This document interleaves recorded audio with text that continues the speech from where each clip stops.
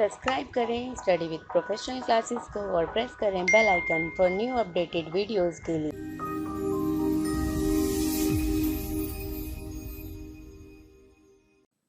Hello friends, welcome to my channel study with professional classes. So friends, ये हमारे commerce UGC NET JRF की series चल रही है, जिसमें हमारी unit 9 legal aspect of business, unit 10 income tax plus unit 1 business environment plus unit 2 accounting and auditing. So accounting and auditing में मैं काफ़ी सारी वीडियोस बना चुकी हूँ, आप प्लेलिस्ट में जाकर देख सकते हैं उन वीडियो को। तो आज जो हम टॉपिक कवर करेंगे वो है accounting period assumption. So friends, अगर वीडियो अच्छी लगे तो वीडियो को लाइक करें, चैनल को अभी सब्सक्राइब करें और अपने फ्रेंड्स के साथ शेयर करना ना भूलें। तो आज का जो हमारा टॉपिक है वो है accounting period and assumption.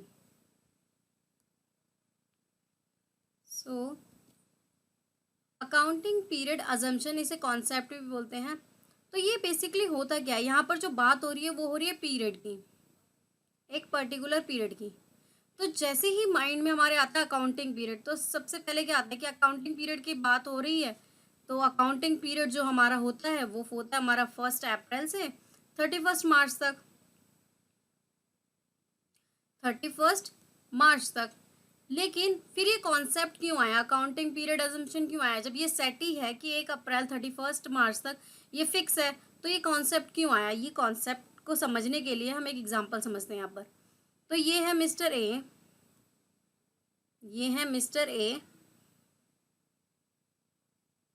Mister A का जो बिजनेस है वो है लैपटॉप सेल करने का। क्या सेल करने का, लैपटॉप सेल करने का, यहाँ पर मान लेते हैं हम। ठीक है, इनका जो है लैपटॉप सेल करने का बिजनेस है। इनकी कंपनी का जो नाम है वो है ABC। इनकी कंपनी का नाम है ABC और वो क्या सेल करते हैं, लैपटॉप सेल करते हैं, उसको बनाते हैं और उसको सेल करते हैं। अब ABC कंपनी का जो भी डेटा रिकॉर्ड करना है, अब मिस्टर ए यहाँ पर सोचते हैं चलो इसकी अकाउंटिंग हो, जिससे पता चल सके कि इन्हें कितना प्रॉफिट हुआ, कितना लॉस हुआ। तो इसकी वो क्या करते हैं, अकाउंटिंग करते हैं। अकाउंटिंग में वो सारी एंट्रीज को रिकॉर्ड करते हैं और एंड में बैलेंस शीट बनाते हैं। अब ये तो हो गया कि इन्होंने अकाउंटिंग कर ली। अब मिस्टर ए के माइंड में बहुत सारे थॉट आते हैं कि क्यों ना मैं जो अपनी अकाउंटिंग है उसको रेगुलर करूं। क्या करूं, रेगुलर करूं या मंथली कर लूं।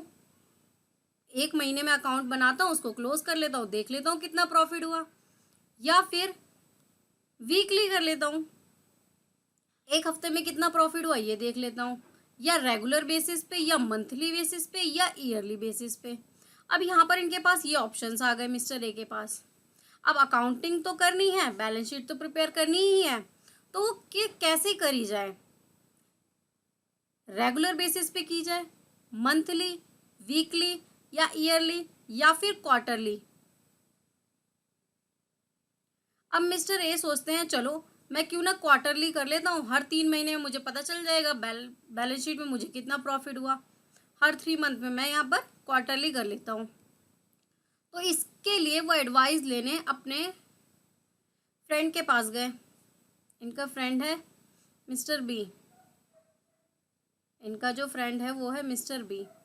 तो मिस्टर बी ने कहा अच्छा ठीक है, आपको ईयरली करना है, क्वार्टरली करना है, ये आपकी इच्छा है, ये आपकी इच्छा है, अब जैसे मर्जी करो।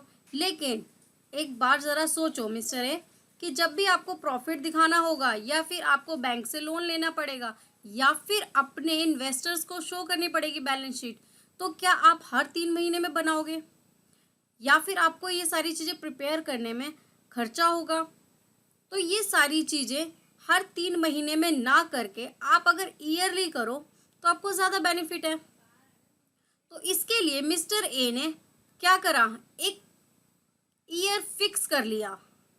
क्या करा उन्होंने, फिक्स कर लिया, क्या वो हर साल क्या करेंगे, अपनी जो क्लोजिंग करेंगे वो हर साल करेंगे रेदर देन 3 मंथ या वीकली, क्योंकि उसमें उनको बहुत सारे प्रिपरेशन करना पड़ता, बहुत सारे एक्सपेंस होते। तो इन्होंने सोचा कि मिस्टर ए क्या करेंगे, ईयरली इसको प्रिपेयर करेंगे।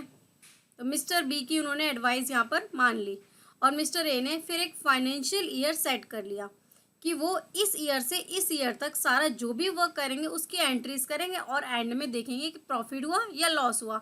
तो ये फाइनेंशियल स्टेटमेंट बनाएंगे, जिसके लिए इन्होंने क्या करा, एक ईयर को फिक्स कर लिया।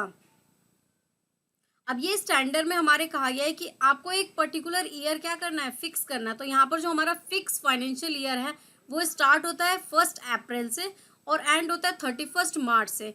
अब एक क्वेश्चन आएगा स्टूडेंट्स के माइंड में कि जो बिजनेस अभी अभी स्टार्ट कर रहे हैं दिसंबर में, तो उनका फाइनेंशियल ईयर कब होगा। उन्होंने बिजनेस दिसंबर में स्टार्ट किया तो उनका फाइनेंशियल ईयर कब होगा। तो स्टूडेंट्स, फाइनेंशियल ईयर तो 1 अप्रैल से ही स्टार्ट होता है, क्योंकि इन्होंने दिसंबर से ही स्टार्ट किया है। तो इनका दिसंबर से स्टार्ट होकर 31 मार्च में इनका एंड हो जाएगा। क्या होगा, इनका फाइनेंशियल ईयर 31 मार्च तक इनका एंड हो जाएगा। तो ये अपना इसके अकॉर्डिंग इसको एडजस्ट कर लेंगे, या फिर ये यहाँ पर मई में, जून में, अप्रैल में, मतलब जिस भी मंथ में वो अपना बिजनेस स्टार्ट करते हैं उसके अकॉर्डिंग वो एडजस्ट कर देते हैं और एंड में उसे क्लोज कर लेते हैं, जिससे कि उनकी जो एंट्रीज है वो सबके अकॉर्डिंग कोऑर्डिनेट हो सके और सबके अकॉर्डिंग मैच हो सके। तो देखो यहाँ पर क्या लिखा है, an accounting period is this span of time क्या होता है, एक पर्टिकुलर अवधि, एक पर्टिकुलर टाइम पीरियड, एक टाइम पीरियड फिक्स कर लेना of the time covered by a set of financial statement, by a set of financial statement. This period defines the time range over which business transactions are accumulated into financial statement and is needed by investors so that they can compare the result of successive time period. तो यहाँ पर अभी मैंने आपको बताया था, तो क्या होता है जब ये बैलेंस शीट बन जाती है तो वो अपने इन्वेस्टर्स को दिखा सकते हैं, तो वो इजीली कंपेयर कर सकते हैं कि उन्हें इतना इस ईयर कितना बेनिफिट हुआ, नेक्स्ट ईयर कितना बेनिफिट हुआ। तो इस अकॉर्डिंग वो कंपेयर करके उस कंपनी में इन्वेस्ट कर सकते हैं। तो नेक्स्ट अब हम यहाँ पर देखते हैं। अब आप यहाँ पर देखिए,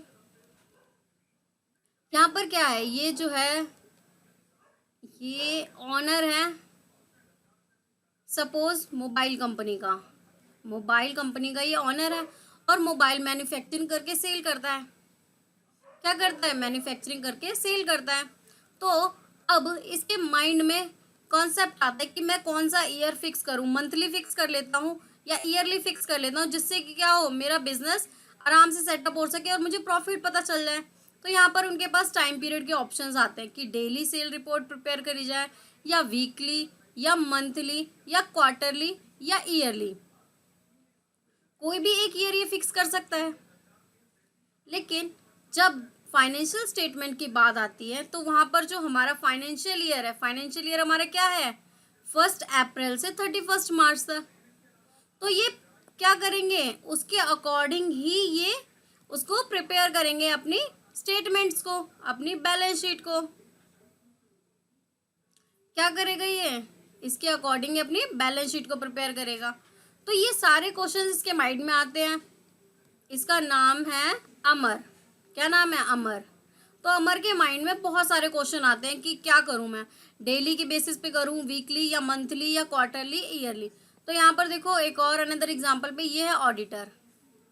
क्या है, ऑडिटर कह लो या हम इसे सीए कह देते हैं। सीए के पास ये एडवाइस लेने जाता है। तो सीए कहता है कि आप कोई भी एक फाइनेंशियल ईयर फिक्स कर सकते हो जिससे हेल्प हो। किसको हेल्प होगी, इन्वेस्टर को, बैंकर्स को, अनदर को, जो भी आपकी कंपनी में इन्वेस्ट करें। और जो फाइनेंशियल स्टेटमेंट हमारी होती है वो होती है हमारी 1 अप्रैल से 31 मार्च तक। कितनी होती है, 1 अप्रैल से 31 मार्च तक। तो आपको इस ईयर के बीच जो भी एंट्रीज होंगी उन सारी एंट्रीज को रिकॉर्ड करके at the end financial statement prepare करनी होगी, जो होगी बैलेंस शीट। उसके बाद आपको कितना प्रॉफिट हुआ, कंपनी को कितना प्रॉफिट हुआ, कितना लॉस हुआ, वो सारी चीज़ें इसमें शो होंगी, जिससे इन्वेस्टर इजीली उस कंपनी में इन्वेस्ट कर सकेंगे। तो ये बात अमर को समझ आ गई और फिर उसके अकॉर्डिंग वो अपना फाइनेंशियल प्रिपेयर करने लगा, फाइनेंशियल स्टेटमेंट प्रिपेयर करने लगा, उसके अकॉर्डिंग वो अकाउंटिंग करने लगा।